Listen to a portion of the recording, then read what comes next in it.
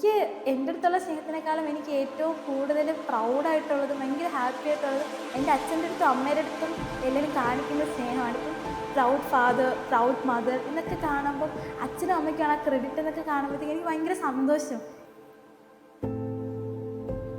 Preparation തുടങ്ങിയപ്പോഴത്തേക്കും ഞാൻ fix ചെയ്തു, ഞാൻ ആഗ്രഹിച്ചത് 15, പക്ഷേ എനിക്ക് കിട്ടിയത് 57. എന്തുകൊണ്ടും ഓൾ ഇന്ത്യ ലെവലിൽ one of the top ranks within 100.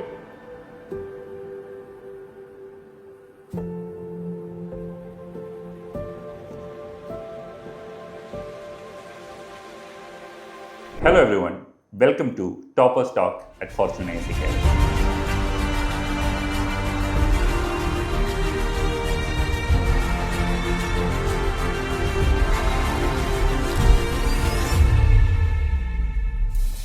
ഇന്ന് നമ്മുടെ ഇവിടെ ഉള്ളത് വളരെ ഒരു ഇൻസ്പിറേഷണൽ സ്റ്റോറിയാണ്. കേരളം ഒത്തിരി ആഘോഷിച്ച ഒരു സ്റ്റോറിയാണ്. അതെ, ശ്രീജയുടെ സ്റ്റോറി. ഫസ്റ്റ് അറ്റംപ്റ്റിൽ തന്നെ 57ാം റാങ്ക് നേടിയ ശ്രീജയോട് നമുക്ക് കൂടുതൽ വിശേഷങ്ങൾ ചോദിച്ച് മനസ്സിലാക്കാം. ഹായ് ശ്രീജ. Hello sir. ശ്രീജയുടെ റിസൾട്ട് വന്നപ്പോൾ കേരളം ഒത്തിരി ആഘോഷിച്ചൊരു റിസൾട്ടാണ്. അതുപോലെ നമ്മൾ ടി വിയിലെ വിഷ്വൽസിലെല്ലാം കണ്ടത് ശ്രീജയുടെ സ്റ്റഡി റൂമാണ്. അപ്പോൾ അതിനകത്ത് ശ്രീജ JS IFS എന്ന് എഴുതി വെച്ചിട്ടുണ്ടായിരുന്നു. എനിക്ക് തോന്നുന്നു ഒരു റാങ്കും 15th റാങ്കും എഴുതി വെച്ചിരുന്നു. അപ്പം നമ്മൾ പലപ്പോഴും പറയാറുണ്ട് ഒരു പവർ ഓഫ് മാനിഫെസ്റ്റേഷൻ. അതിൽ വിശ്വസിക്കുന്നുണ്ടോ? ഇല്ല സർ, മാനിഫെസ്റ്റേഷൻ ഞാൻ അതിൻ്റെ പിന്നാലെ പോയിട്ടില്ല. ഇത് എൻ്റെ ഒരു അക്കാഡമിക് ജേർണിയിൽ എനിക്ക് എപ്പോഴും ഉണ്ടായിരുന്ന ഒരു ഹാബിറ്റാണിത്. എൻ്റെ ഗോളല്ല, എനിക്ക് വ്യക്തമായിട്ട് എഴുതി വെക്കണം. ഞാൻ രാവിലെ എഴുന്നേൽക്കുമ്പോൾ അത് കാണണം, ഞാൻ പഠിക്കാനിരിക്കുമ്പോൾ അത് കാണണം, എനിക്ക് മടി വരുമ്പോൾ അത് കാണണം. അപ്പോൾ ഇങ്ങനെയുള്ള കുറേ പർപ്പസിന് വേണ്ടിയിട്ടാണ് ഞാനത് എഴുതി വെച്ചിട്ടുണ്ടായിരുന്നത്. 10th ഞാൻ ചെയ്തു, +2 ഞാൻ ചെയ്തു, ഇപ്പോഴും ഞാൻ അത് തന്നെ ചെയ്തു. അപ്പം ഈ ശ്രീജ JS IFS എന്നുള്ളത് ആ ഒരു ഇതിലാണ് ഞാൻ എഴുതിയതും. പിന്നെ ഓൾ ഇന്ത്യ റാങ്ക് 15 ഞാൻ എഴുതാൻ കാരണം പ്രത്യേകിച്ച് ലോജിക്കൊന്നുമില്ല, പക്ഷേ ആദ്യത്തെ 10 റാങ്ക് കുറച്ച് അഹങ്കാരമാണെന്ന് തോന്നി. അതൊക്കെ മേടിക്കാനുള്ള അത്രയും ഉണ്ടെന്ന് എനിക്ക് അന്നും തോന്നിയില്ല, ഇന്നും തോന്നില്ല. അപ്പം ഞാനാണെങ്കിൽ ഒരു ആദ്യത്തെ 10നും 20നകത്തുള്ള ഒരു റാങ്ക്, അത് മിഡിലിൽ 15. അപ്പം എനിക്ക് ഇത് അഹങ്കാരമൊന്നുമല്ല, ഇത് നമുക്ക് ആക്ച്വലി ചെയ്യാൻ പറ്റുന്നൊരു പരിപാടിയാണ്. അങ്ങനെ ആ ഒരു ലോജിക്കിലാണ് ഞാൻ അത് എഴുതി വെച്ചത്. പക്ഷേ എനിക്ക് 57ാമത്തെ റാങ്ക് കിട്ടിയപ്പം അതെനിക്ക് ഭയങ്കര ഇരട്ടി മധുരമായി. ഞാൻ ആഗ്രഹിച്ചത് 15, പക്ഷേ എനിക്ക് കിട്ടിയത് 57. എന്തുകൊണ്ടും ഓൾ ഇന്ത്യ ലെവലിൽ one of the top ranks within 100 and that made my day. അപ്പോൾ നമ്മളിങ്ങനെ വിഷ്വലൈസ് ചെയ്യാറുണ്ടല്ലോ ഇതിന് IFS ആകുമെന്ന്. അപ്പോൾ അതുപോലെ ഈ സക്സസ് വരുമ്പോൾ, റിസൾട്ട് വരുന്ന ദിവസം ആഘോഷം, അപ്പോൾ ശ്രീജ ഒരു പ്രതീക്ഷിച്ച രീതിയിലായിരുന്നു ആഘോഷം, അതോ അതൊക്കെ മേലെ പോയോ? അതൊക്കെ മേലെ പോയി. ഞാൻ ശരിക്കും റിസൾട്ടൊക്കെ വരുമ്പോൾ ഞാൻ എൻ്റെ ഫസ്റ്റ് ഫ്ലോറിലെ റൂമിലായിരിക്കും. അപ്പം റിസൾട്ട് വന്നിട്ട് ഞാൻ യൂഷ്വലി ചെയ്യുന്നത് അവിടെ നിന്ന് സ്റ്റെപ്പിൽ നിന്ന് കുതിച്ച് ചാടി വരും, അമ്മയുടെ അടുത്തും അച്ഛൻ്റെ അടുത്തും പറയും, ഇതിൻ്റെ ഇടയിൽ ഞാനൊന്ന് വീഴും. ഇതൊക്കെയാണ് യൂഷ്വലി നടക്കാറ്. പ്രിലിംസിനും അത് പ്രിലിംസിനല്ല, മെയിൻസിന് അതാണ് നടന്നത്. രാത്രി റിസൾട്ട് വന്ന് ഞാൻ ചാടി വന്ന് താഴെ വീഴാൻ പോയി, അച്ഛൻ പിടിച്ചു. പിന്നെ എൻ്റെ കണ്ണടയുടെ പുറത്തോടെ പോയി ഇരുന്നു. കണ്ണടയുടെ സൈഡ് ശകലമൊന്ന് ചെറുതായിട്ടൊന്ന് വളഞ്ഞും പോയി. അപ്പം അമ്മ അച്ഛൻ അത് എക്സ്പെക്ട് ചെയ്തിരിക്കുമായിരുന്നു. ഞാനും അങ്ങനെ എന്തെങ്കിലും എക്സ്പെക്ട് ചെയ്താണ് ഇരുന്നത്. പക്ഷേ റാങ്ക് വന്നപ്പം ഞാൻ നേരെ ടെറസിലോട്ടാണ് ഓടിയത്. ആ വിളിച്ചിട്ട് കുറച്ച് ബഹളവും കുറച്ച് വിളിയൊക്കെ ഉണ്ടായിരുന്നു. എന്നിട്ട് ഞാൻ ടെറസിലോട്ടാണ് ഓടിയത്. അമ്മ അച്ഛനും വന്നതിന് ചേർത്ത് പിടിച്ചു. അത് ഞാൻ എക്സ്പെക്ട് ചെയ്തിരുന്നില്ല. പിന്നെ ആ ഒരു ബഹളമെല്ലാം ഞാൻ എക്സ്പെക്ട് ചെയ്തിരുന്നത്, കാരണം അതെൻ്റെ സ്ഥിരം പരിപാടിയാണ്.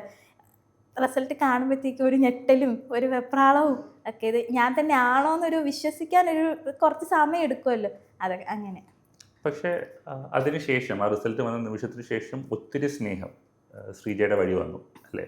അപ്പം അതിനെക്കുറിച്ച് എന്താ പറയാനുള്ളത്? ഞാൻ ഒട്ടും പ്രതീക്ഷിച്ചിരുന്നില്ല ഇത്രയും സ്നേഹം കേരളത്തിൽ നിന്നും എല്ലായിടത്തു നിന്നും ഇങ്ങനെ വരുമെന്ന്. എനിക്ക് എൻ്റെ അടുത്തുള്ള സ്നേഹത്തിനേക്കാളും എനിക്ക് ഏറ്റവും കൂടുതൽ പ്രൗഡായിട്ടുള്ളതും ഭയങ്കര ഹാപ്പി ആയിട്ടുള്ളതും എൻ്റെ അച്ഛൻ്റെ അടുത്തും അമ്മയുടെ അടുത്തും എല്ലാവരും കാണിക്കുന്ന സ്നേഹമാണ്. ഇപ്പം ഇൻസ്റ്റഗ്രാമിൽ കമൻറ്റ്സ് നോക്കുമ്പോഴാണെങ്കിലും യൂട്യൂബിൽ കമൻറ്റ്സ് നോക്കുമ്പോഴാണെങ്കിലും പ്രൗഡ് ഫാദർ, പ്രൗഡ് മദർ എന്നൊക്കെ കാണുമ്പം അച്ഛനും അമ്മയ്ക്കാണ് ആ ക്രെഡിറ്റ് എന്നൊക്കെ കാണുമ്പോഴത്തേക്ക് എനിക്ക് ഭയങ്കര സന്തോഷം. എനിക്ക് അവർക്ക് കൊടുക്കാൻ പറ്റുന്ന ഒരു വലിയ ഗിഫ്റ്റാണ് അത്. അപ്പം അതിൽ ഞാൻ ഒത്തിരി സന്തോഷവതിയാണ്. അപ്പം അച്ഛനും അമ്മയ്ക്കും ഒബ്വിയസ്ലി ഉള്ള ക്രെഡിറ്റ് ആണ് ഇത്. അവരൊത്തിരി സ്ട്രഗിൾ ചെയ്തിട്ടാണ് ശ്രീജയെ ഇങ്ങനെ ഒരു എക്സാമിനേഷൻ, ആസ് ഇൻ ഇന്ത്യയിലെ വൺ ഓഫ് ദി ടഫസ്റ്റ് എക്സാമിനേഷന് വിടുന്നത് അല്ലേ? അപ്പോൾ ശ്രീജ ആ സ്ട്രഗിൾസ് വേണമെങ്കിൽ നമുക്കൊരു എക്സ്ട്രാ ബാഗേജ് ആയിട്ട് കാണാം അല്ലെങ്കിൽ ഒരു എക്സ്ട്രാ പ്രഷറായിട്ട് കാണാം. ശ്രീജ അതിനെങ്ങനെയാണ് നോക്കിക്കണ്ടിരുന്നത്? സർ, സത്യം പറഞ്ഞാൽ I consider myself so privileged because I got wonderful parents. അവർ എഡ്യൂക്കേഷൻ ഒരിക്കലും നോ എന്ന് പറഞ്ഞിട്ടില്ല. എൻ്റെ ആഗ്രഹത്തിനകത്ത് എപ്പോഴും എൻ്റെ കൂടെ ഉണ്ടായിരുന്നു, എപ്പോഴും സപ്പോർട്ടായിട്ട് മക്കളെ നിന്നെക്കൊണ്ട് പറ്റും, ഇത് മാത്രമേ അവരുടെ വായിൽ നിന്ന് വന്നിട്ടുള്ളൂ. പിന്നെ ബാക്കി എൻ്റെ വീടൊക്കെ പണി തീരാത്തൊരു വീടാണ്, പക്ഷെ അതൊക്കെ എനിക്ക് ഒരിക്കലും ഒരു ബാഗേജ് ഒന്നുമായിട്ട് എനിക്ക് തോന്നിയിട്ടില്ല. I was actually very happy. And ഞാൻ എപ്പോഴും വിചാരിക്കുന്നത് സർക്കംസ്റ്റാൻസസും ബാക്ക്ഗ്രൗണ്ടും അല്ല ഒരാളുടെ സക്സസ് ഡിറ്റർമിൻ ചെയ്യുന്നത്. ഒരാൾക്ക് എവിടം വരെ ഡ്രീം ചെയ്യാൻ പറ്റും, എത്താൻ പറ്റും എന്നുള്ളത് തീരുമാനിക്കുന്നത് ഒരിക്കലും ബാക്ക്ഗ്രൗണ്ട് സർക്കംസ്റ്റാൻസസും അല്ല. അത് തന്നെയാണ് ഇതുവരെ എൻ്റെ ജീവിതത്തിൽ എന്നെ മുന്നോട്ട് നയിച്ചത്. ഞാൻ ഇപ്പം സാധാരണക്കാരായ ആൾക്കാർ ഒത്തിരി പേരുണ്ടല്ലോ, അപ്പം ഇവരുടെ അടുത്തും എനിക്ക് പറയാൻ ആഗ്രഹിക്കുന്ന കാര്യം ഇത് തന്നെയാണ്. Circumstances doesn't matter. നിങ്ങൾക്ക് ഡ്രീം ഉണ്ടെങ്കിൽ work for it, you will get there one day. അപ്പോൾ സിവിൽ സർവീസ് പരീക്ഷയ്ക്ക് ഉള്ള തീരുമാനം, അതായത് ഞാൻ IAS പ്രിപ്പയർ ചെയ്യാൻ, അല്ലെങ്കിൽ ഇപ്പോൾ ശ്രീജയുടെ കേസിൽ IFS റൈറ്റ്, അത് എങ്ങനെയാണ് എടുത്തത്? ഒരു ഏത് കാലഘട്ടത്തിലാണ് ഒരു സിവിൽ സർവൻ്റ് ആവണമെന്ന് ആഗ്രഹിച്ചത്? എപ്പോഴാണത് തീരുമാനിച്ച് ഉറച്ചത്? സർ, ഞാൻ 7th സ്റ്റാൻഡേർഡ് പഠിക്കുമ്പോൾ നമ്മുടെ ഹരിത മാം ഓൾ ഇന്ത്യ റാങ്ക് 1 മേടിച്ചു. അപ്പം അത് പത്രത്തിൽ വലിയ വാർത്തയായി. അന്നാണ് ഞാൻ എക്സാമിനെ കുറിച്ച് ആദ്യമായിട്ട് അറിയുന്നത്. ഇങ്ങനെ ഒരു കരിയറിനെ കുറിച്ച് പോലും ഞാൻ ആദ്യമായിട്ട് അറിയുന്നത് അന്നാണ്.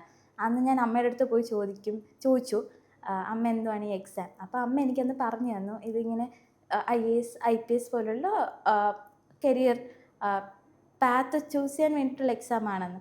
അന്ന് മുതലേ ആഗ്രഹം എൻ്റെ മനസ്സിലുണ്ട്.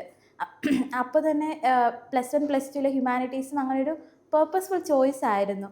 അത് കഴിഞ്ഞിട്ട് BA പൊളിറ്റിക്കൽ സയൻസ് ആവട്ടെ, MA പൊളിറ്റിക്കൽ സയൻസ് ആവട്ടെ, എഗെയിൻ ആ ഒരു പേർപ്പസ്ഫുള്ളി ഞാൻ എടുത്തത് തന്നെയാണ്.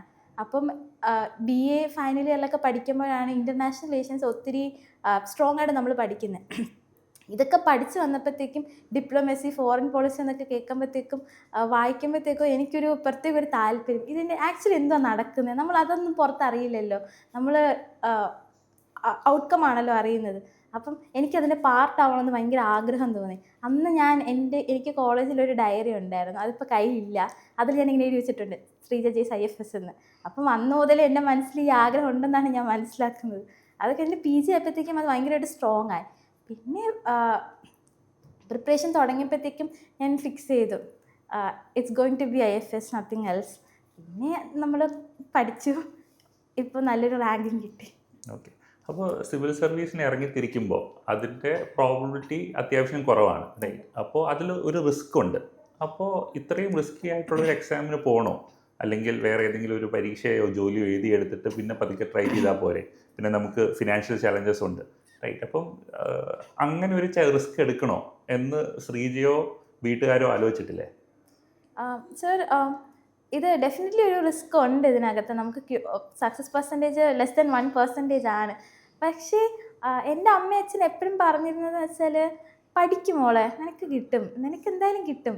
അത് അവർ മറുത്തൊന്നും പറഞ്ഞിട്ടില്ല. എനിക്കാണെങ്കിൽ ടെൻഷനും വെപ്രാളും ഒക്കെ, അവർ ഭയങ്കര കൂളായിട്ട് പറയും നിനക്ക് കിട്ടും, പഠിച്ചാൽ കിട്ടാത്തായിട്ടൊന്നുമില്ല, നിനക്ക് കിട്ടും, ഇത് തന്നെ അവർ പറയും. അപ്പം എനിക്കും അവരുടെ ഒരു വാശിയുണ്ട്. എനിക്കിങ്ങനെ എൻ്റെ മൈൻഡിലാണ് ലിമിറ്റേഷൻസ് എന്നാണ് ഞാൻ വിചാരിക്കുന്നത്, എന്നെ സംബന്ധിച്ചിടത്തോളം. അപ്പം ഇതൊരു ചാലഞ്ചാണ്, ഡെഫിനറ്റ്ലി ഒരു ചാലഞ്ചാണ്. അപ്പം I would never let UPSC beat me. ഈ ഒരു സംഭവം എൻ്റെ മനസ്സിൽ എങ്ങനെയൊക്കെ കയറിക്കൊണ്ടു. അപ്പോഴത്തേക്കും ടെസ്റ്റൊക്കെ വരുമ്പോൾ നമ്മൾ അടിപൊളിയായിട്ട് പൊട്ടാറുണ്ട്. CSAT ഒക്കെ ഞാൻ ആദ്യത്തെ 2-3 ടെസ്റ്റൊക്കെ പൊട്ടിയിട്ടുണ്ട്. അപ്പോൾ എന്നാലും ഞാൻ വിചാരിക്കും, I won't let CSAT beat me, I would overcome it. അങ്ങനെ ഒരു വാശി എനിക്കുണ്ടായിരുന്നു. അതുകൊണ്ട് തന്നെ റിസ്ക് ഫാക്ടർ ഞാൻ ഒത്തിരി ആലോചിച്ചിട്ടില്ല. എനിക്ക് ലക്ഷ്യമുണ്ട് IFS എടുക്കുക. I don't care about anything else, nobody else.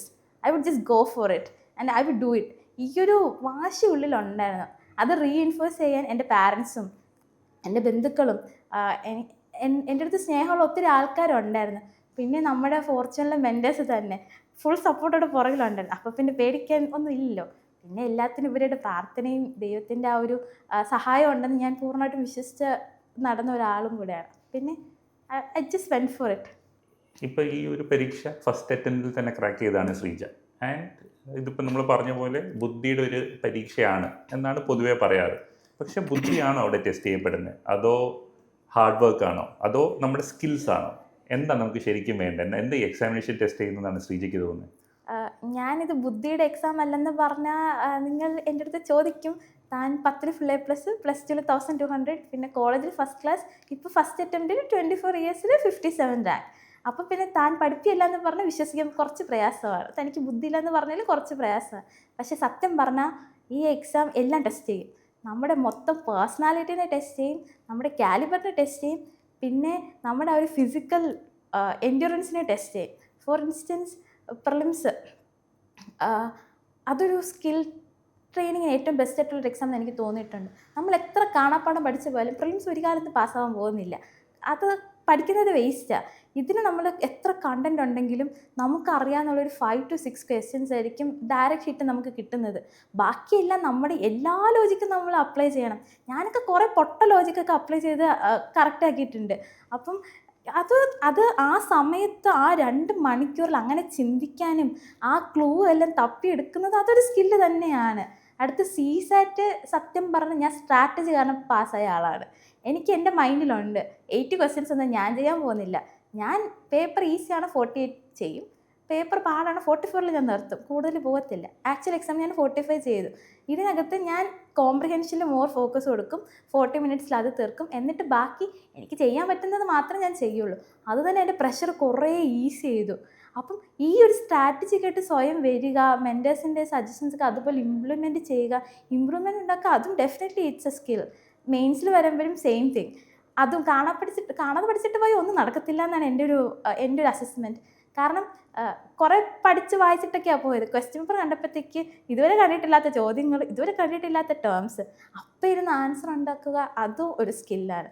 പിന്നെ 9 എക്സാം 5 ദിവസം. ഞാനൊക്കെ essay കഴിഞ്ഞപ്പോഴേ ടയേർഡായി. GS1 GS2 കുറച്ച് സ്ട്രെങ്ത് ഉണ്ടായിരുന്നു. GS2 എനിക്ക് ഇങ്ങനെ എഴുതി തീർത്തു എന്നൊന്നും ഓർമ്മയില്ല. മൊത്തം ഒരു ട്രാൻസ് അവസ്ഥയായിരുന്നു. കൈ എന്തോ മെഷീൻ പോലെ ഇങ്ങനെ വർക്ക് ചെയ്യുന്നുണ്ട്, പക്ഷെ ചിന്തിക്കുന്നുണ്ടോ എന്ന് എനിക്കറിയില്ല. സെയിം തിങ് GS3 GS4 ആയപ്പം നാച്ചുറലി എല്ലാവരും ടയേർഡായി. പിന്നെ നമുക്കൊരു 5 ദിവസത്തെ ഗ്യാപ്പ് ഉണ്ടല്ലോ. സത്യം പറഞ്ഞാൽ ആരെങ്കിലും പഠിക്കുന്നുണ്ടോ എന്ന് എനിക്ക് ഡൗട്ടാണ്. ഓപ്ഷന് വേണ്ടിയിട്ട് നമ്മൾ പഠിക്കും എന്നൊക്കെ പറയും. എന്നെക്കൊണ്ട് പഠിക്കാൻ പറ്റിയില്ല. ഞാൻ ആൻസർ കീ എടുക്കും, നമ്മുടെ ഇവിടുത്തെ ഫോർച്യൂണിൻ്റെ തന്നെ ആൻസർ കീസാണ് PSIRന് നോക്കും, എല്ലാം ഹൈലൈറ്റ് ചെയ്ത് വെച്ചിട്ടുണ്ട്, വെറുതെ ഒട്ടിച്ച് വെക്കും, എന്നിട്ട് പോയി കിടന്ന് ഉറങ്ങും, അല്ലെങ്കിൽ വേറെ എന്തെങ്കിലും പണി ചെയ്യും. അപ്പം അതൊരു നമ്മുടെ ആ ഒരു ഫിസിക്കൽ എൻഡ്യൂറൻസിനെയും ആ ഒരു വില്ലിങ്നെസ്സിനെയും വിൽ പവറിനെ ടെസ്റ്റ് ചെയ്യുന്നുണ്ട്. ഇൻ്റർവ്യൂവിലും ഇതേപോലെ തന്നെ നമ്മുടെ കമ്മ്യൂണിക്കേഷൻ സ്കിൽസ്, പ്രസൻറ്റബിലിറ്റി, ഒരു കോർഡിയാലിറ്റി, ഇങ്ങനത്തെ കുറേ ഫീച്ചേഴ്സാണ് ടെസ്റ്റ് ചെയ്യുന്നത്. അതുകൊണ്ടാണല്ലോ അതിന് പേഴ്സണാലിറ്റി ടെസ്റ്റ് എന്ന് തന്നെ പേരിട്ടിരിക്കുന്നത്. അപ്പം ഇത് മൊത്തത്തിലൊരു സ്കില്ലിൻ്റെയും സത്യം പറഞ്ഞാൽ ഒരു മനുഷ്യൻ്റെ മൊത്തത്തിലൊരു ടെസ്റ്റ് ചെയ്യുന്ന ഒരു കാര്യമാണ്. പിന്നെ ഒരു കാര്യം കൂടി ഉള്ളത്, എനിക്ക് പലപ്പോഴും തോന്നിയിട്ടുണ്ട്, ഞാൻ എൻ്റെ എക്സിസ്റ്റൻസിനെ തന്നെ ഞാൻ ചോദ്യം ചെയ്ത സമയമുണ്ട്. എക്സാമ്പിൾ നമ്മൾ വിചാരിക്കുന്ന പോലെ കാര്യങ്ങൾ നടക്കാത്തപ്പോൾ. അപ്പം അങ്ങനെ ഒരു ബാരിയേഴ്സ് വരുമ്പോഴും അതിനെ ഓവർകം ചെയ്ത് ആ വിൽ പവറിൽ മുന്നോട്ട് നീങ്ങുക എന്നുള്ളതും, സെറ്റ് ബാക്സ് വന്നാലും അവിടെ നിന്ന് ഉയർത്തെഴുന്നേൽക്കുക എന്നുള്ളതും, അതെല്ലാം നമ്മുടെ ഒരു പേഴ്സണാലിറ്റിയുടെ മൊത്തത്തിലൊരു പാർട്ടാണ്. അതുകൊണ്ട് തന്നെ ഇത് ബുദ്ധിയുടെ ടെസ്റ്റ് എന്ന് പറയുന്നത് ശരിയല്ല. ഇത് മൊത്തത്തിലൊരു മനുഷ്യനെ ടെസ്റ്റ് ചെയ്യുന്ന എല്ലാ ക്വാളിറ്റീസും എല്ലാ ബിഹേവിയറും ഒക്കെ ടെസ്റ്റ് ചെയ്യുന്ന ഒരു എക്സാം തന്നെയാണെന്നാണ് എൻ്റെ ഒരു അനുമാനം. അപ്പോൾ ഈ സെറ്റ് ബാക്സ് വരുമ്പോൾ, അതായത് നമുക്ക് മാർക്ക് കുറയുമ്പോൾ എന്താ ചെയ്യാറുള്ളത്? നമുക്ക് ബൗൺസ് ബാക്ക് ചെയ്യണമല്ലോ. അപ്പോൾ തിരിച്ചു വരാൻ വേണ്ടി എന്തായിരുന്നു ശ്രീജയുടെ ഒരു സപ്പോർട്ട് സിസ്റ്റം അല്ലെങ്കിൽ ഒരു മെക്കാനിസം? എനിക്ക് GS1-നൊക്കെ എനിക്ക് പ്രിലിംസിൽ GS1-ന് എനിക്ക് ഭേദപ്പെട്ട മാർക്ക് കിട്ടാറുണ്ടായിരുന്നു. യൂഷ്വലി 100 എബോവ് ക്രോസ് ചെയ്യാറുണ്ടായിരുന്നു. ചില ടെസ്റ്റ് ഒത്തിരി ഡിഫിക്കൽട്ടാണെങ്കിൽ മാത്രം ഒരു 90s നിൽക്കും. പക്ഷേ എനിക്ക് പ്രശ്നം CSAT ആയിരുന്നു. കാരണം ഞാൻ മാത്സ് സ്വല്പം വീക്കാണ്, കോൺഫിഡൻസ് ഇല്ല ബേസിക്കലി, അതുകൊണ്ട് തന്നെ ഞാൻ വീക്കുമാണ്. കോംപ്രിഹെൻഷൻ ആദ്യമൊക്കെ ഭയങ്കര മോശമായിരുന്നു. ആദ്യത്തെ ടെസ്റ്റ് ഞാൻ കഷ്ടിച്ച് 68-ലെത്തി, അടുത്ത 2 ടെസ്റ്റ് ഞാൻ അടിപൊളിയായിട്ട് പൊട്ടി, 4ാമത്തെ ടെസ്റ്റിന് എനിക്ക് മാർക്ക് വരുന്നത്. അപ്പം ആദ്യത്തെ 2 ടെസ്റ്റ് പൊട്ടുമ്പോഴത്തേക്കും മെൻറ്റർഷിപ്പിന് വരുമ്പോഴത്തേക്കും ഞാൻ സാറിൻ്റെ അടുത്ത് പറയും, ഇത് പൊട്ടി, പക്ഷേ അടുത്ത ടെസ്റ്റ് ഞാൻ തിരിച്ചു പിടിക്കും, ഇത് എന്നെ തോൽപ്പിക്കാൻ ഞാൻ സമ്മതിക്കില്ല. എന്നിട്ട് ഞാനിരുന്ന് പഠിക്കും, പക്ഷേ റിസൾട്ട് കിട്ടില്ല. അപ്പോൾ സാറ് ശ്രീജ പേടിക്കാനൊന്നുമില്ല, നമുക്കൊരു നല്ലൊരു സ്ട്രാറ്റജി സെറ്റാക്കാം, അത് വർക്ക് ചെയ്യും, അപ്പോൾ പിന്നെ ശ്രീജയ്ക്ക് പേടിക്കാനൊന്നും വരത്തില്ല. അങ്ങനെ ഞാൻ അനന്തു സാറിൻ്റെ ഇൻപുട്സും നമ്മുടെ CSAT ഫാക്കൽറ്റി ഷിയാ സാറിൻ്റെ ഇൻപുട്സും കൂടെ ചേർത്തിട്ട് ഞാൻ എൻ്റെ സ്വന്തം സ്ട്രാറ്റജി സെറ്റ് ചെയ്ത് അത് ഇവഞ്ച്വലി വർക്കായി. എന്തായാലും ഒരു 10-12 തെറ്റിക്കാണെന്നാണ് എൻ്റെ ഒരു ഇത്, പക്ഷെ ഞാൻ കയറി. That's all that matters. അതുപോലെ തന്നെ മെയിൻസിലും ഡെയിലി ആൻസർ റൈറ്റിങ്ങിൽ എനിക്ക് 40ന് 10 മാർക്ക് കിട്ടിയിട്ടുണ്ട്, 4 മാർക്ക് കിട്ടിയ ദിവസമുണ്ട്. അപ്പോഴൊക്കെ കരച്ചിലായിരുന്നു. ആ സമയത്തൊക്കെ ഭയങ്കര കരച്ചിലായിരുന്നു. വീട്ടിൽ വിളിച്ച് പറയാം, അമ്മ എന്നെക്കൊണ്ട് ഇതൊന്നും പറ്റത്തില്ല, എനിക്കെന്തിനാ പ്രിലിംസ് കിട്ടിയത്, മെയിൻസിന് ഇപ്പോൾ കയ്യിൽ നിന്ന് പോകും, ഞാൻ എന്തോ ചെയ്യും, ഇതേ ഒരു കരച്ചില്ല. ഞാൻ എൻ്റെ മെൻറ്റേഴ്സിൻ്റെ അടുത്ത് ഇതേ സംസാരമാണ്, ഇതൊന്നും നടക്കുമെന്ന് തോന്നുന്നില്ല. പക്ഷേ എൻ്റെ മെൻറ്റർ അച്യുത് സാറും നിതിൻ സാറും പേടിക്കാനൊന്നുമില്ല. എൻ്റെ ഫസ്റ്റ് ടെസ്റ്റ് കഴിഞ്ഞപ്പം തന്നെ 75 മാർക്സേ ഉണ്ടായിരുന്നുള്ളൂ. അപ്പോൾ തന്നെ അവർ പറഞ്ഞു, ഇത് നല്ല പേപ്പറാണ്, പൊട്ടൻഷ്യൽ ഉള്ള പേപ്പറാണ്, യു ക്യാൻ ഡു ഇറ്റ്. അപ്പം ഇവർ ഫുൾ ഇങ്ങനെ ഒരു വലിയൊരു സപ്പോർട്ട് സിസ്റ്റം ഫോർച്യൂൺ തന്നെ എനിക്ക് ഓൾറെഡി തന്നു. പിന്നെ പാരൻസും ഫ്രണ്ട്സും കൂടെ ആയപ്പോഴത്തേക്ക് എനിക്ക് സ്വയം വിശ്വാസമില്ല, പക്ഷേ ഇവരുടെയൊക്കെ വിശ്വാസം കാണുമ്പോൾ അറിയാണ്ട് എന്നിലൊരു വിശ്വാസം വരും. പിന്നെ ഞാൻ നേരത്തെ പറഞ്ഞതുപോലെ എനിക്ക് I won't let something beat me. അത് എസ്പെഷ്യലി CSAT മാത്സ്, പിന്നെ ഈ മെയിൻസിൽ ഓരോ പേപ്പർ, അങ്ങനെ ഒരു വാശി എനിക്കുണ്ടായിരുന്നു. Over the time it worked out. പിന്നെ നമ്മളിപ്പോൾ സപ്പോർട്ട് സിസ്റ്റത്തിനെ കുറിച്ച് സംസാരിച്ചുകൊണ്ടിരിക്കുകയായിരുന്നു. ഒരു ഫസ്റ്റ് അറ്റംപ്റ്റിൽ തന്നെ സിവിൽ സർവീസ് ക്രാക്ക് ചെയ്യുന്നത് ഭയങ്കര റെയറാണ്, റൈറ്റ്? അപ്പോൾ എന്തുകൊണ്ടാണ് ശ്രീജ ഫസ്റ്റ് അറ്റംപ്റ്റിൽ തന്നെ ഈ ഫസ്റ്റ് 100ൽ ഒരു റാങ്ക് കിട്ടാൻ പറ്റിയത് എന്ന് ശ്രീജ ആലോചിച്ചിട്ടുണ്ടോ? ഞാൻ ആലോചിച്ചിട്ടുണ്ട്. എനിക്ക് തോന്നുന്നു അതിൻ്റെ ഉത്തരം എനിക്ക് നിതിൻ സാറാണ് തന്നത്. Like you kept your preparation simple. എന്ന് വെച്ചാൽ ഞാൻ പ്രത്യേകിച്ച് ഒന്നും ചെയ്തില്ല. ഞാൻ എൻ്റെ മെൻറ്റേഴ്സ് എൻ്റെ അടുത്ത് എന്ത് പറഞ്ഞു ഞാൻ അത് അക്ഷരം പ്രതി പാലിച്ചു. ഫോർച്യൂൺ എനിക്ക് എന്ത് കണ്ടന്റ് തന്നു ഞാനത് പഠിക്കാൻ മാക്സിമം എഫേർട്ട് ഇട്ടു. പിന്നെ മെൻറ്റേഴ്സ് എപ്പോഴും പറയുന്ന പോലെ നമ്മൾ ഇമ്പ്രൂവ്മെൻറ്റ്സിൽ ഒത്തിരി ഫോക്കസ് ചെയ്യണം. അത് സംഭവിക്കാൻ നമ്മൾ മെൻറ്റേഴ്സൊക്കെ പറയുന്നത് അതുപോലെ കേട്ടാൽ മാത്രമാണ്. അപ്പം എൻ്റെ ഫോക്കസ് അതായിരുന്നു. അതുകൊണ്ട് തന്നെ എൻ്റെ പ്രിപ്പറേഷൻ ഒത്തിരി സിമ്പിളായിരുന്നു. യൂഷ്വലി പിള്ളേർക്ക് ഒത്തിരി ഡൗട്ട്സ് തോന്നും, ഇതിങ്ങനെ പഠിക്കുമ്പോൾ ഒത്തിരി സോഴ്സ് വരുന്നത്, ഇതെന്ത് ചെയ്യും, ഏത് ചെയ്യും. എനിക്ക് സത്യം പറഞ്ഞാൽ അത്രയും കൺഫ്യൂഷനൊന്നും ഇല്ലായിരുന്നു. വളരെ കുറച്ച് കൺഫ്യൂഷൻ ഉണ്ടായിരുന്നുള്ളൂ. പിന്നെ ഞാൻ ആലോചിക്കും, ഇതൊക്കെ സില്ലി കൺഫ്യൂഷൻസാണ്. ഇത് നമ്മുടെ മെൻറ്റേഴ്സിൻ്റെ ചോദിച്ചാൽ അവർക്ക് എന്തെങ്കിലും ദേഷ്യം വരും, ചുമ്മാ എന്തിനാണ് അവരുടെ സമയം കളയാൻ പോകുന്നത്. ഇതായിരുന്നു എൻ്റെ ഒരു thought process. Over the time എനിക്ക് ഗെയിം മനസ്സിലായി തുടങ്ങി. പിന്നെ അതങ്ങ് അതിൻ്റെ ഫ്ലോയിൽ അങ്ങ് പോയി. ഇതാണ് ആക്ച്വലി എനിക്ക് ഡെയിലി ടാർഗറ്റ്സ് ഉണ്ടായിരുന്നു. എങ്ങനെയായിരുന്നു? അതെ സാർ, ഞാൻ ഫോർച്യൂണിൻ്റെ പ്രിലിംസ് ടെസ്റ്റ് സീരീസിൻ്റെ ഡെയിലി പ്ലാനർ അത് ടു ദി പോയിൻറ്റ് ഞാൻ സ്ട്രിക്ട്ലി ഫോളോ ചെയ്യാൻ ഞാൻ ശ്രമിച്ചിട്ടുണ്ട്. പറ്റാത്ത സമയങ്ങളിൽ അത് ഫ്രൈഡേ സാറ്റർഡേ ഞാൻ കവർ ചെയ്യും. അപ്പം അതെനിക്കൊരു വാശിയായിരുന്നു. എന്താണോ ഡെയിലി പ്ലാനറിലുള്ളത് അത് തീർത്തിട്ട് കിടക്കുക, അത് സ്ട്രിക്ട്ലി ഞാൻ ചെയ്യുമായിരുന്നു. അത് എനിക്ക് വർക്കായി. ലൈക്ക് നമ്മുടെ ടെസ്റ്റിന് പോകുന്നതിന് മുന്നേ ബേസിക് കണ്ടൻറ്റ് കവറായിരിക്കും. അപ്പോൾ പിന്നെ ആ ഒരു കോൺഫിഡൻസിൽ നമ്മൾ എക്സാം എഴുതും, നാച്ചുറലി മാർക്കും കിട്ടും. മെയിൻസിന് സെയിം അവസ്ഥയായിരുന്നു. മെയിൻസിന് പക്ഷേ പ്രോഗ്രസ് കുറച്ച് പതിയായിരുന്നു. പക്ഷേ എന്നാലും കണ്ടൻറ്റ് എനിക്ക് മാക്സിമം കവർ ചെയ്യാൻ പറ്റി. ഞാൻ സത്യം പറഞ്ഞാൽ പ്രിലിംസ് പഠിക്കുന്ന സമയത്ത് ഞാൻ ആലോചിക്കും, പ്രിലിംസ് കിട്ടിയിട്ടല്ലേ മെയിൻസ് നമുക്ക് പിന്നീട് നോക്കാം. ഈ ഒരു മൈൻഡ് സെറ്റായിരുന്നു. ആൻസർ റൈറ്റിങ്ങിലൊന്നും വലിയ ഫോക്കസ് ഒന്നും കൊടുത്തിട്ടില്ല. പക്ഷേ എന്നെക്കൊണ്ട് കണ്ടൻറ്റ് കവർ ചെയ്യാനും ഇമ്പ്രൂവ്മെൻറ്റ് റാപ്പിഡായിട്ട് വരുത്താനും പറ്റിയത് ഈ ഡെയിലി പ്ലാനർ സ്ട്രിക്ട്ലി ഫോളോ ചെയ്തുകൊണ്ടാണ്. അപ്പം അത് ശരിക്കും വർക്കായി. ഫസ്റ്റ് അറ്റംപ്റ്റിൽ കയറാൻ എനിക്കൊന്ന് ഏറ്റവും കോൺട്രിബ്യൂട്ടിംഗ് ഫാക്ടർ എന്ന് പറയാൻ പറ്റുന്നത് ഈ ഒരു ഡെയിലി പ്ലാനർ ബേസ് ചെയ്തിട്ടുള്ള ഒരു സ്റ്റഡി ഷെഡ്യൂൾ തന്നെയാണ്. അപ്പോൾ നമ്മൾ ഡെയിലി പ്ലാനർ എല്ലാവർക്കും ഉണ്ടെങ്കിലും അത് ഫോളോ ചെയ്യാന്ന് വെച്ചാൽ ഡിഫിക്കൽട്ടാണ്. കാരണം നമുക്ക് പല ഡിസ്ട്രാക്ഷൻസും വരാം. നമ്മൾ ഫോക്കസ്ഡ് ആയിട്ട് പഠിക്കണം. അപ്പം ഒരു ദിവസം സാധാരണ എത്ര ടൈം പഠിക്കുമായിരുന്നു? അതുപോലെ തന്നെ ഈ ഡിസ്ട്രാക്ഷൻസ് എങ്ങനെ അവോയ്ഡ് ചെയ്തിരുന്നത്? സർ 6 മണിക്കൂർ ക്ലാസ് ഉണ്ടായിരുന്നു. GS 4 മണിക്കൂർ, ഓപ്ഷണൽ 2 മണിക്കൂർ. അപ്പം തന്നെ ടയേർഡ് ആവും. പിന്നെ ഞാൻ ആലോചിക്കും, ഡെയിലി പ്ലാനർ ചില സബ്ജക്ട്സ് ആണ് നമ്മൾ പെട്ടെന്ന് പഠിച്ച് തീർക്കും. എനിക്ക് ഹിസ്റ്ററി ഒക്കെ ഈസി ആയിരുന്നു. ഞാനതങ്ങ് വായിച്ചങ്ങ് വിടത്തേ ഉണ്ടായിരുന്നുള്ളൂ. അപ്പോൾ അതൊക്കെ എനിക്ക് 2 അവേഴ്സിലൊക്കെ തീർക്കാൻ ഞാൻ ശ്രമിക്കും. ചില സബ്ജക്റ്റ് ഒത്തിരി ടൈം എടുക്കും. ഫോർ എക്സാമ്പിൾ എക്കണോമിക്സ് ഒക്കെ കുറേ ഡൗട്ട് വരും. ഇതൊന്നും എല്ലാ സാറുമാരുടെ അടുത്തൊന്നും ചോദിക്കാൻ പറ്റത്തില്ല. അപ്പം നമ്മുടെ AI ടൂൾസായ ChatGPT, ജെമിനിയൊക്കെയാണ് ഞാൻ യൂസ് ചെയ്തുകൊണ്ടിരുന്നത്. എല്ലാ പൊട്ട ചോദ്യം ഞാനത് ചോദിക്കും. അങ്ങനെ ക്ലാരിഫിക്കേഷൻ എനിക്ക് കിട്ടുമായിരുന്നു. അപ്പോൾ അത് ഒത്തിരി സമയമെടുക്കും. ഒരു 5 to 6 hours ഒക്കെ പോകും. അതുകൊണ്ട് തന്നെ ചിലപ്പം അതിങ്ങനെ അപ്പ് ആൻഡ് ഡൗൺസ് ഒക്കെ കാണും. ചിലപ്പോൾ ഞാൻ 6 മണിക്കൂർ പഠിച്ചിട്ടുണ്ടായിരിക്കുള്ളൂ, ചിലപ്പം 5 മണിക്കൂർ, ചിലപ്പോൾ അത് 12, 14 ആയിട്ടുള്ള ദിവസങ്ങളുണ്ട്. അപ്പം എൻ്റെ ടാർഗറ്റ് മണിക്കൂറുകളല്ലായിരുന്നു. കണ്ടൻറ്റ് കവർ ചെയ്യുക, ചെയ്യാനുള്ള ക്വസ്റ്റ്യൻസ് വർക്കൗട്ട് ചെയ്യുക, അപ്പം ഡെയിലി പ്ലാനർ ഫിനിഷ് ചെയ്യുക. ഇത് തന്നെയായിരുന്നു എൻ്റെ ഒരു ടാർഗറ്റും ഗോളും. രാത്രിയായിരുന്നു രാവിലെ ആയിരുന്നു കൂടുതൽ പഠിക്കുന്നത്? ഞാൻ രാത്രിയുടെ ആളാണ്. എനിക്ക് രാവിലെ എഴുന്നേൽക്കുന്നത് ഭയങ്കര പാടുള്ള പണി. ഇപ്പം ആവശ്യമുണ്ടെങ്കിൽ എന്തായാലും ഞാൻ എണീക്കും. പക്ഷെ പഠിത്തക്കാര്യം രാവിലെ എനിക്ക് വർക്ക് ആവത്തില്ല. ഞാൻ ഇരുന്ന് ഉറക്കം തൂങ്ങിയിരിക്കും.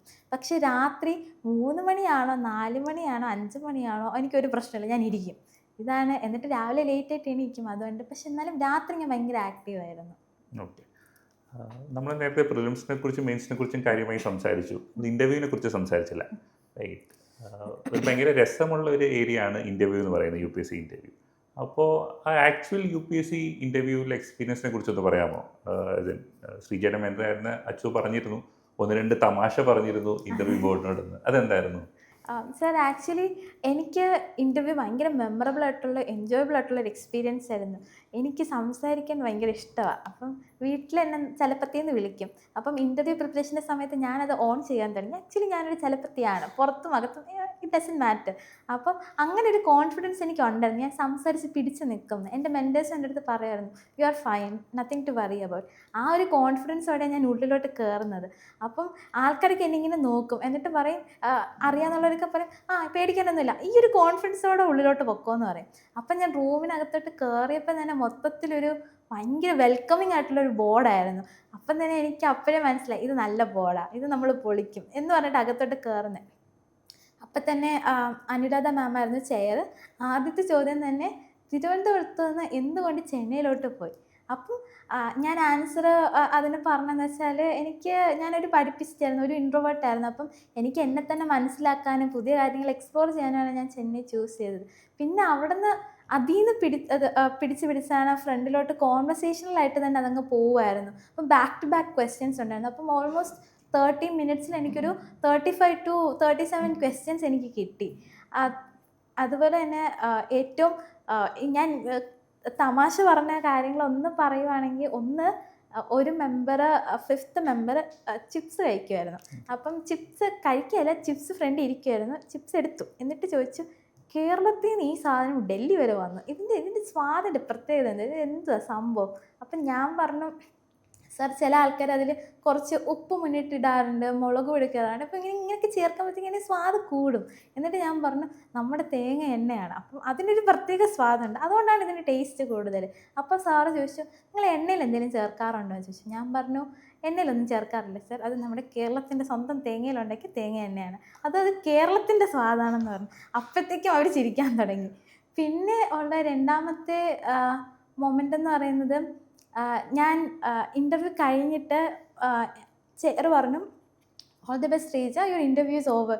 അപ്പം ഞാനിങ്ങനെ ആലോചിച്ചു, അയ്യോ ഇത് പെട്ടെന്ന് തീർന്നല്ലോ, ഞാനൊന്ന് സംസാരിച്ചൊന്ന് ഇതായിട്ട് വരുമായിരുന്നു, ഇത് പെട്ടെന്ന് തീർന്ന പോലെ തോന്നിയല്ലോ എന്ന് ഇങ്ങനെ മനസ്സ് വിചാരിക്കുമായിരുന്നു. അപ്പോൾ എണീറ്റപ്പോഴത്തേക്കും 3rd മെമ്പർ എൻ്റെ അടുത്ത് പറഞ്ഞു, സാർ നേരത്തെ ക്യൂബൻ മിസൈൽ ക്രൈസിസിനെ കുറിച്ച് ക്വസ്റ്റ്യൻ ചോദിച്ചിട്ടുണ്ടായിരുന്നു. സാർ എൻ്റെ അടുത്ത് പറഞ്ഞു, നെറ്റ്ഫ്ലിക്സിലൊരു സീരീസ് ഉണ്ട് ക്യൂബൻ മിസൈൽ ക്രൈസിസിനെ കുറിച്ച്, ഒന്ന് കണ്ടേക്കണേന്ന് പറഞ്ഞു. അപ്പം ഞാൻ പറഞ്ഞു, സാർ ഞാൻ കാണും സാർ. അപ്പം അത് കേട്ടപ്പോഴും അവർ ചിരിക്കാൻ തുടങ്ങി. അങ്ങനെ ഇത് രണ്ടുമാണ് എനിക്ക് തമാശയായിട്ട് ഓർക്കാൻ പറ്റുന്നത്. പിന്നെ ഇടയ്ക്കിടയ്ക്ക് ഞാൻ എൻ്റെ സ്ഥിരം സ്വഭാവം പോലെ ചിരിക്കുന്നുണ്ടായിരുന്നു, അങ്ങോട്ടും ഇങ്ങോട്ടും നോക്കുന്നുണ്ടായിരുന്നു. മൊത്തത്തിൽ സത്യം പറഞ്ഞാൽ എനിക്കൊരു ഡിന്നർ ടേബിൾ കോൺവെർസേഷൻ പോലെയാണ് തോന്നിയത്. എൻ്റെ നോളജ് കോമ്പിറ്റൻസിനെക്കാളും എൻ്റെ ഒരു പേഴ്സണാലിറ്റി ടെസ്റ്റ് ചെയ്തത് പോലെയാണ് എനിക്ക് തോന്നിയത്. ക്വസ്റ്റ്യൻസും ആ ലെവലിലായിരുന്നു. നമ്മളിപ്പോൾ ഇൻ്റർവ്യൂവിൻ്റെ ഫസ്റ്റ് ക്വസ്റ്റ്യൻ പറഞ്ഞപ്പോൾ ചെന്നൈയെക്കുറിച്ച് പറഞ്ഞു. അപ്പോൾ ശ്രീജ തിരുവനന്തപുരത്തെ ഒരു ഗ്രാമപ്രദേശത്ത് നിന്ന്, നരുവാമൂടിൽ നിന്ന് ചെന്നൈയിലേക്ക് പോയത് BA പൊളിറ്റിക്കൽ സയൻസ് പഠിക്കാനാണ്. എന്താ അങ്ങനെ ഒരു ചോയ്സ് എടുക്കാൻ കാര്യം? അത് ഞാൻ പഠിച്ച സെൻറ്റ് മേരീസ് പട്ടം ഹയർ സെക്കൻഡറി സ്കൂളിലാണ്. അപ്പോൾ ടീച്ചേഴ്സ് പറയുമായിരുന്നു, ഞങ്ങളുടെ കുറച്ച് സീനിയേഴ്സ് മദ്രാസ് ക്രിസ്ത്യൻ കോളേജിൽ പഠിക്കാൻ പോയിട്ടുണ്ടായിരുന്നു. അപ്പം ടീച്ചേഴ്സ് ഇങ്ങനെ പറയുമ്പോഴത്തേക്ക് എനിക്കൊരു ക്യൂരിയോസിറ്റി, ഈ കോളേജ് കൊള്ളാമല്ലോ, ടീച്ചേഴ്സൊക്കെ പറയുന്നുണ്ടല്ലോ. ആ സമയത്ത് എനിക്ക് ഫസ്റ്റ് ടൈം ഫോൺ കിട്ടുന്നത്. അപ്പോൾ ഞാനിന്ന് സെർച്ച് ചെയ്യാൻ തുടങ്ങി.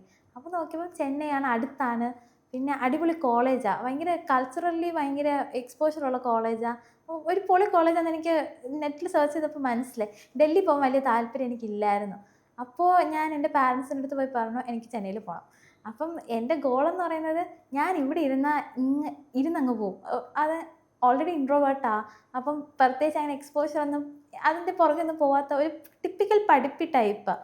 അപ്പം ഞാൻ വിചാരിച്ചു, ഇവിടെ ഇരുന്നാൽ ശരിയാവില്ല, ചെന്നൈയിലോട്ട് പോയാൽ അറ്റ്ലീസ്റ്റ് പുതിയ ആൾക്കാർ, നല്ലൊരു എക്സ്പോഷർ കിട്ടും, അപ്പം ഞാൻ ഒത്തിരി വളരും എന്ന് എനിക്ക് ഉറപ്പുണ്ടായിരുന്നു. അപ്പോൾ പിന്നെ ചെന്നൈ പിന്നെ ക്ലോസും കൂടെ ആയതുകൊണ്ട് പിന്നെ ചെന്നൈയിലോട്ട് തന്നെ ഞാൻ മദ്രാസ് ക്രിസ്ത്യൻ കോളേജിലോട്ട് തന്നെ ഞാൻ പോവുമായിരുന്നു.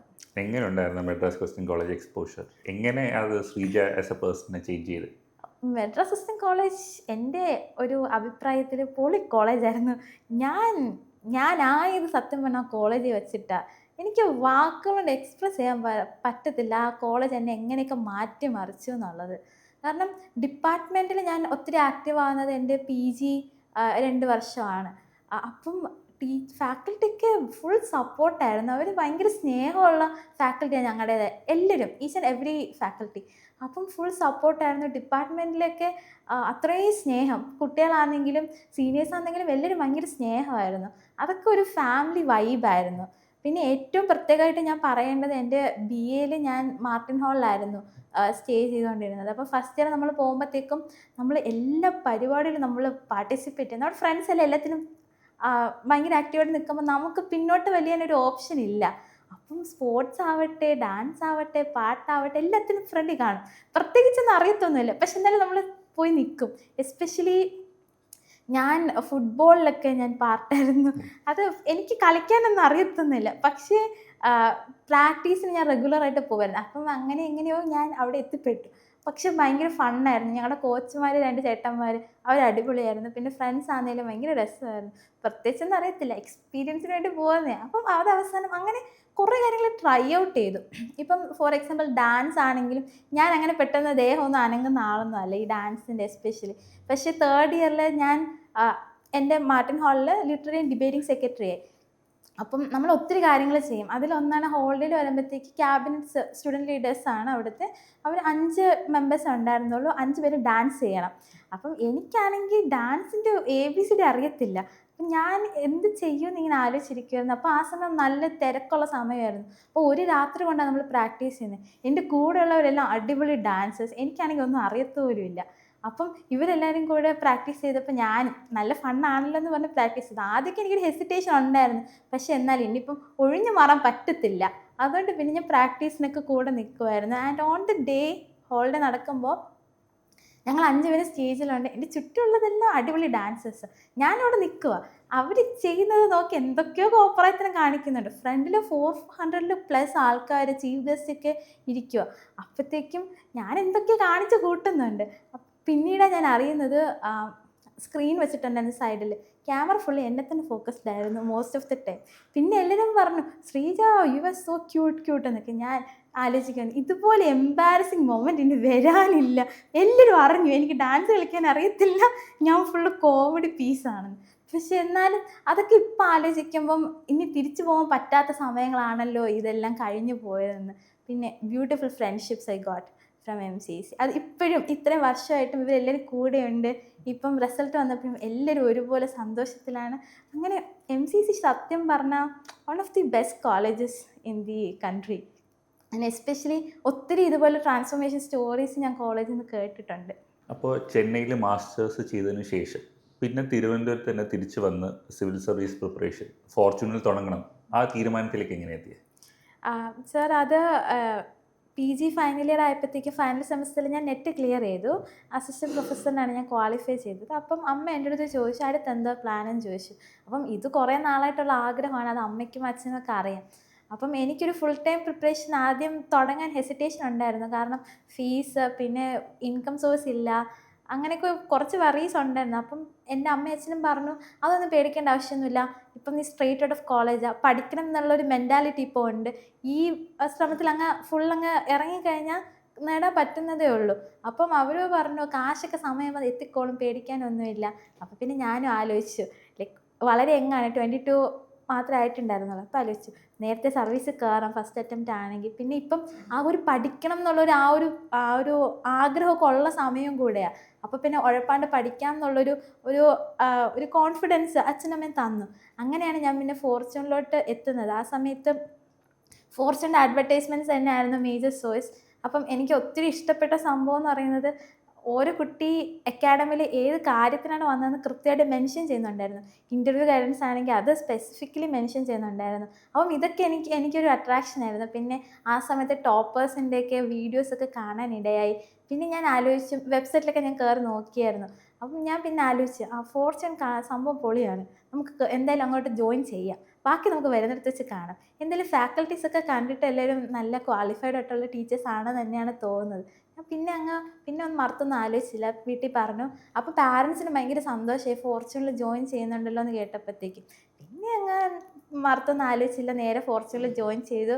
പിന്നെ 1 വർഷം ഞാൻ ഇൻവിസിബിൾ ആയിരുന്നു, ഓൺലൈൻ ആയിരുന്നു ഞാൻ പർസ്യൂ ചെയ്തുകൊണ്ടിരുന്നത്. പക്ഷെ പിന്നീട് വന്നപ്പോഴത്തേക്കും അച്ചു സാറും നിതിൻ സാറും ഒക്കെ ആയിട്ട് മീറ്റ് ചെയ്തു. പിന്നെ സത്യം പറഞ്ഞ ഒരു നല്ലൊരു ജേർണി ആയിരുന്നു ആക്ച്വലി. ഇവിടെ ക്ലാസ്സസിൽ ഏറ്റവും ഇഷ്ടപ്പെട്ട ഫാക്കൽറ്റി ആരായിരുന്നു? എനിക്ക് സത്യം പറഞ്ഞാൽ ബയസുണ്ട്. പക്ഷെ എന്നാലും നിതിൻ സാറിൻ്റെ IR classes it's top notch. എനിക്ക് IR നന്നായിട്ട് പഠിപ്പിക്കുന്ന ടീച്ചേഴ്സിൻ്റെ അടുത്ത് എപ്പോഴും ഒരു ബയസുണ്ട്. കോളേജിലും ഉണ്ടായിരുന്നു, ഇപ്പോഴും ഉണ്ട്. ആ നിതിൻ സാർ ആബ്സല്യൂട്ട്ലി ബ്രില്യൻറ്റ്. പിന്നെ എനിക്ക് സ്പെസിഫിക്കലി പറയാനുള്ളത് നമ്മുടെ ഷെറിൻ സാറിൻ്റെ ഏൻഷ്യൻ ഇന്ത്യ കഥകളൊക്കെ എന്ത് മനോഹരമായിട്ടാണ് സാർ ഈ പറയുന്നത്. കാരണം ഒട്ടും ബോറടിക്കത്തില്ല. നമുക്ക് അറിയാവുന്ന കാര്യങ്ങളൊക്കെ തന്നെയായിരിക്കും. പക്ഷേ സാർ അതിൻ്റെ എല്ലാ കഥയും പറയും. അപ്പം at the end of the day ഇപ്പം നമ്മൾ ബുക്ക് വായിക്കുമ്പോൾ ഈ കഥകളൊക്കെ ആയിരിക്കും നമുക്ക് ഓർമ്മ വരുന്നത്. അപ്പം അത് ഭയങ്കര രസമുള്ള കാര്യം തന്നെയായിരുന്നു. സാറിൻ്റെ ഡാൻസിങ് കളറിൻ്റെ സ്റ്റോറി എനിക്ക് ഇപ്പോഴും ഓർമ്മയുണ്ട്. സാറ് പറയുന്നുണ്ട് എക്സാം ഹോളിൽ ഇരുന്നിട്ട് ഒരു ചോദ്യം ഉണ്ടായിരുന്നു. ആ ഹിപ്പ് കൈ വരുന്നത് ആ, ഏത് ഹിപ്പാന്നൊരു ഓക്കെ. ക്വസ്റ്റ്യൻ ഉണ്ടായിരുന്നു. അപ്പോൾ സാർ ഇങ്ങനെ എക്സാം ഹോളിൽ ഇരുന്നത് ഏത് ഹിപ്പാന്ന് വച്ചൊക്കെ നോക്കുന്നത് ഓർമ്മ ചെയ്തിട്ടുണ്ടെന്ന് ഇങ്ങനെ പറഞ്ഞു. അപ്പം എക്സാമിൻ്റെ അന്ന് ഞാൻ ആദ്യം കാണുന്ന ഒരു ഈസി ക്വസ്റ്റ്യൻ എന്ന് പറയുന്നത് ഡാൻസിങ് ഗേളായിരുന്നു. അപ്പം അതൊക്കെ ഭയങ്കര രസമുള്ള കാര്യങ്ങളൊക്കെ തന്നെയായിരുന്നു. ഷെറിൻ സാറിന് എനിക്ക് ക്ലാസ്സസ് ഒക്കെ ഭയങ്കര ഇഷ്ടമാണ്. ഓക്കെ. ഇപ്പോൾ നിതിൻ സാറിനെ കുറിച്ച് പറഞ്ഞു. അപ്പം നിതിൻ്റെ അടുത്ത് തന്നെയാണ് പൊളിറ്റിക്കൽ സയൻസ് അതെ PSIR അതെ ഓപ്ഷണൽ പഠിച്ചത്. അപ്പോൾ നമ്മൾ കോളേജിൽ പൊളിറ്റിക്കൽ സയൻസ് ആണ് BA ക്കും MA ക്കും പഠിച്ചത്. അതെ. എന്നിട്ട് സിവിൽ സർവീസിലേക്ക് അതേ സെയിം സബ്ജക്റ്റ് തന്നെ ഓപ്ഷണലായിട്ട് എടുത്തു. അപ്പോൾ എന്തായിരുന്നു ആ ഡിഫറൻസ്? അതോ കോളേജിലും സിവിൽ സർവീസിനും സെയിം ആയിരുന്നോ? സർ ഞങ്ങളുടെ കോളേജിലെ സിലബസ് UPSC സിലബസുമായിട്ട് PSIൻ്റെ സിലബസുമായിട്ട് ഒത്തിരി കണക്റ്റഡ് ആണ്. കുറേ അഡീഷൻസ് ഉണ്ട്. പക്ഷെ എന്നാലും ഒരു ജനറൽ ലെവലിൽ കണക്റ്റഡ് ആണ്. അപ്പോൾ ഡിഫറൻസ് എന്താണെന്ന് ചോദിച്ചാൽ നമ്മൾ കോളേജിൽ ഒത്തിരി എഴുതും, നമ്മൾ ഒത്തിരി വായിക്കും, ഒത്തിരി എഴുതും. റിസർച്ച് പേപ്പേഴ്സൊക്കെ ഞാനൊക്കെ ഇരുന്ന് വായിക്കുന്നത് എനിക്കിഷ്ടമായിരുന്നു. പിന്നെ ഞങ്ങളുടെ ടീച്ചേഴ്സ് എൻകറേജ് ചെയ്യുന്നു. അപ്പോൾ ഇരുന്ന് ഒരു രസമായിരുന്നു അത്. അപ്പം എക്സാമിന് ക്വസ്റ്റ്യൻസ് ചോദിക്കുമ്പോഴാണെങ്കിൽ നമ്മൾ ഒത്തിരി അങ്ങ് എഴുതും, ഒന്നും ആലോചിക്കത്തൊന്നുമില്ല, അങ്ങ് എഴുതി അങ്ങ് എങ്ങോട്ടൊക്കെയോ ചില സമയത്ത് പോകാറുണ്ട്. പക്ഷേ ഇവിടെ സിവിൽ സർവീസ് പ്രിപ്പറേഷൻ വരുമ്പോൾ നമുക്ക് ടു ദ പോയിന്റ് ആയിരിക്കണം. കുറച്ച് സ്പേസേ ഉണ്ടാകത്തുള്ളൂ. അപ്പോൾ അതിനകത്ത് നമുക്ക് പറയാനുള്ളതെല്ലാം ടു ദ ക്വസ്റ്റ്യൻ നമ്മൾ ആൻസർ ചെയ്യണം. എനിക്കതൊരു ചാലഞ്ച് ആയിരുന്നു ആദ്യം. കാരണം കോളേജിൽ സാറ് പറയും ഞാൻ ഭയങ്കര വെർബോസ് ആണെന്ന്. ഒരു കാര്യം പറയാൻ ഞാൻ 10-15 വാക്ക് യൂസ് ചെയ്യും. അതൊരു കുഞ്ഞൊരു 5-6 വാക്കിൽ ഒതുക്കാൻ പറ്റും. പക്ഷെ എന്നാലും ഞാൻ പറയും, അങ്ങനെയായിരുന്നു എൻ്റെ എഴുത്തൊക്കെ. അപ്പം സാറ് സെക്കൻഡ് ടെസ്റ്റ് കഴിഞ്ഞപ്പോൾ പറഞ്ഞു, ശ്രീജ ഈ പരിപാടി നടക്കില്ല, കോളേജ് ലെവലിൽ നമുക്ക് ഇവിടെ എഴുതിയിട്ട് കാര്യമില്ല. പിന്നെ സാറ് തന്നെ എല്ലാ ടെസ്റ്റ് നടക്കുമ്പോഴും സാറ് കീവേഡ്സും തിങ്കേഴ്സ് ആരൊക്കെ ഇൻക്ലൂഡ് ചെയ്യണമെന്ന് സൈഡിൽ എഴുതി വെക്കും. എന്നിട്ട് സാർ എൻ്റെ അടുത്ത് പറഞ്ഞത് ആൻസർ കീ വായിക്കുക, ടെസ്റ്റിൻ്റെ എല്ലാ ആൻസർ കീയും വായിക്കുക, അപ്പം സ്വന്തം ആൻസർ ഷീറ്റും ഗോ ത്രൂ ചെയ്യാം. അപ്പം ഈ സൈഡിൽ റെഡ് മാർക്കിൽ എഴുതിയിരിക്കുന്ന എല്ലാം ഓർമ്മ നിൽക്കും. ആക്ച്വലി ഇത് ഓർമ്മ നിൽക്കും.